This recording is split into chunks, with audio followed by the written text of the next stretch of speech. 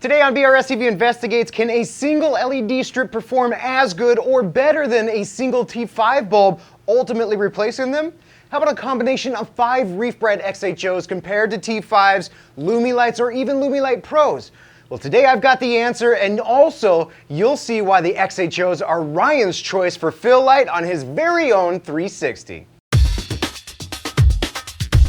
Hi, I'm Randy with this Friday's BRStv Investigates, where we experiment on our own tanks so you don't have to experiment on yours. And today we've put together 5 Reef Brite XHO LED strips to test their performance in spread, spectrum, and PAR, and find out if their integrated reflectors, higher wattage LEDs, and wider spectrum offering can measure up to the Lumilight Pro's record-breaking performance we saw last week. Meaning if the combination of 4 Lumilight Pros, which have 96 LEDs in each strip, can put up the best spread, distribution, and PAR numbers we've ever tested, can 5 XHOs with reflectors and only 24 LEDs per strip or 72 less diodes match or surpass them? Let's find out in today's testing of 3 XHO actinic blue strips combined with 2 50/50 strips in our first test to determine spread and optimal mounting height. And as a bonus, we'll also take a look at how a single actinic blue XHO strip compares to a single blue plus T5 bulb to see if we can begin answering the question,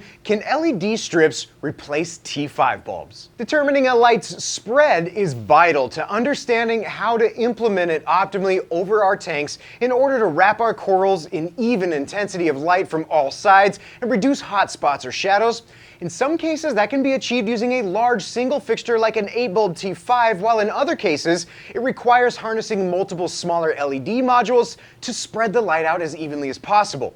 For the XHO, we've combined 3 actinic blue and 2 50/50 LED strips into one single 5-hole mounting bracket, effectively turning them into one larger single light fixture. And because Reef Brite has size options that span the most popular tank lengths from sizes from 24 up to 72 inches, and given the impressive performance you're about to see, we can skip right to finding their optimal mounting height. Our test begins with a look at the spread and distribution of our XHO Reef Brite configuration, starting at just 6 inches off the top of the water, with each strip set to their max of 100% intensity. The performance measured at 6 inches deep in the tank across a grid of 36 data points is already proving to be pretty flat, with the center average PAR at 562 and 281 average PAR on the outer edges. However, there is room to improve by raising the setup higher to reduce the warm center and increase the spread near the edges. We did just that by raising the 5 XHOs up 1 inch at a time and testing the same PAR grid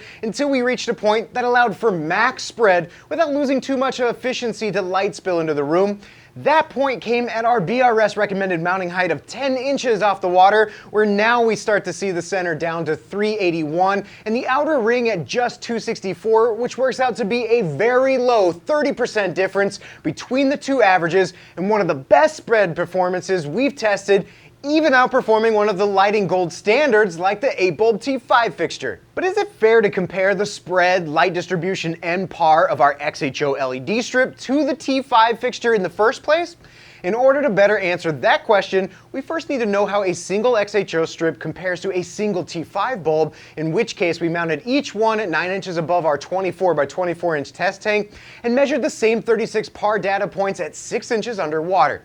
As you can see here, not only does this single 24-inch T5 bulb perform really well in a 12-inch by 20-inch rectangular space, but there's only a 60% loss from the dead center of the tank towards the outer edges. Surprisingly enough, the single 24-inch XHO LED had exactly the same 60% loss of PAR from the center to the outer ring. However, in that same 12 by 20-inch rectangle, it has 33% more PAR, averaging 87 over the T5's 59. Obviously, one single bulb isn't designed to light a large area like the entire 24-inch cube, but looking at the higher amount of PAR coming from a single XHO strip over a single T5 bulb, not only are we getting more PAR in that rectangular shape, the LEDs actually perform exceptionally well at spreading more of it into the outer edges. Next up, we look at spectrum offering and the spectrum output of the Reef Brite XHOs, and as I alluded to early on, although there are 3 color options to choose from, like the Lumilight and Lumilight Pros,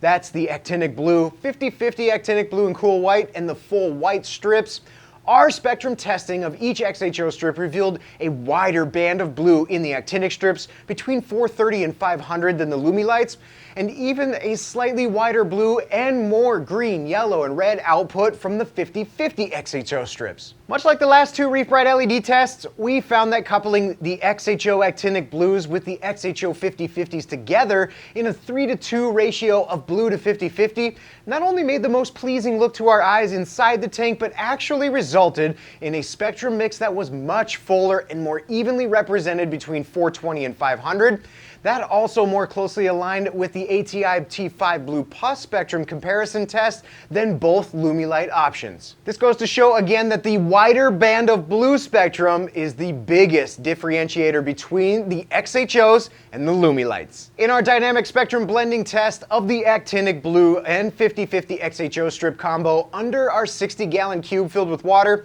as we cycle through the 10 spectrum testing points, the XHOs provide a nearly flawless blend of both actinic and cool white LEDs into one cohesive blend inside our tank. This is something we also saw with all the Reef Brite LED strips and really speaks to the simplicity of having just two LED colors needed to be blended together. Taking what we've learned from both spread and spectrum, meaning mounting the 5 XHO strip setup at our BRS recommended 10 inches off the water and using them in a configuration like you see here for an even spectrum blend, we now attempt to tune the Reef Brites to target par ranges for two tank type goals. That first goal being 75 to 150 par in as much of the tank as possible for LPS, softies, and polyps, while aiming for 200 to 350 for those SPS dominated systems. Starting with the first LPS, softie, and polyp goal inside our 60-gallon tank, we set each of the 5 XHO strips to their 4th intensity setting, which is about 60%, using inline dimmer switches,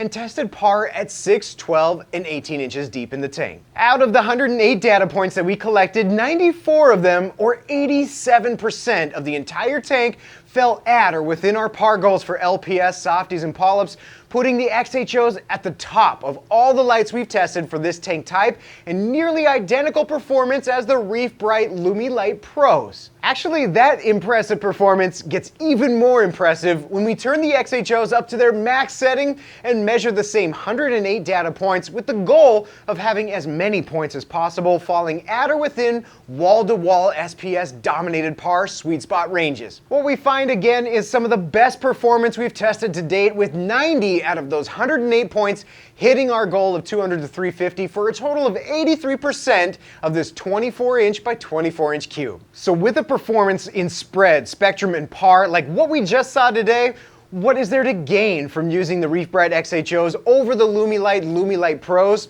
For me, I like the single cord for each XHO strip versus dual cords for the Lumi Light Pros, which means I would need half the control options like Bluetooth dimmers or 0 to 10 volt Apex ready controllers, which also means half the cost to implement. On top of that, and the major difference between the two, there's no denying the wider spectrum offering of the XHOs, which make them more of a complete lighting solution option that I'd be willing to hang over my tank on its own. But even the look of our 5-strip combo over a tank like Ryan's E170 is enough to make any reefer drool. Really, that balance between actinic blue and 50/50 blue and cool white does make for some pretty awesome looking tanks. Along with that, given the data that we saw comparing a single actinic XHO strip to a single T5 bulb, when it comes to choosing a supplemental fill light for hybrid lighting options, I'm actually more inclined to choose the LED strips over the T5 bulbs, which is something Ryan's going to try over on his own 360 as we discuss in this live stream over here,